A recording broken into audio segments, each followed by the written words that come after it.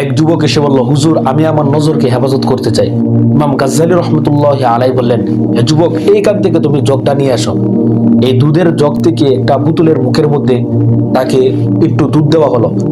আর যুবককে বলল, তুমি যাও, এই পুতুলের মুখের মধ্যে যে দুধটা আমি দিলাম এটা তুমি বাজারে নিয়ে যাবা, আবার বাজার থেকে নিয়ে আসবা। আর একজন লোক নিযুক্ত করলেন যে যদি এখান থেকে এক ফোঁটা দুধ যদি জমিনের মধ্যে পড়ে, তাহলে এই লোক তোমাকে সাথে সাথে এই লাঠি দ্বারা প্রহার করবে। যুবক আশ্চর্য হয়ে গেল যে আমি আসলাম হুজুরের কাছে, কিভাবে চোখের নজর কিভাবে হেফাজত করা যায়, আর হুজুর আমাকে পুতুলের মুখের মধ্যে একটু দুধ দিয়ে বলতেছে বাজারে যাইতাম, বাজারে আসতাম।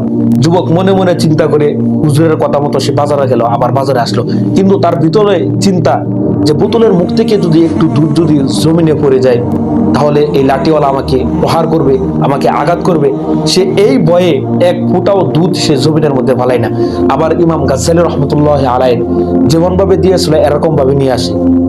ইমাম গাজ্জালী রহমতুল্লাহ আলাই বলেন, যুবক, তুমি সামান্য দুধ পড়ে যাবে আর পড়ে যাওয়ার ভয়ে এই লাঠিওয়ালা তোমাকে প্রহার করবে, এতটুকু ভয় তোমার ভিতরে থাকার কারণে তুমি দুধ জমিনের মধ্যে ফালাও নাই, তুমি দুধটা সম্পূর্ণভাবে আমার কাছে নিয়ে আসলা।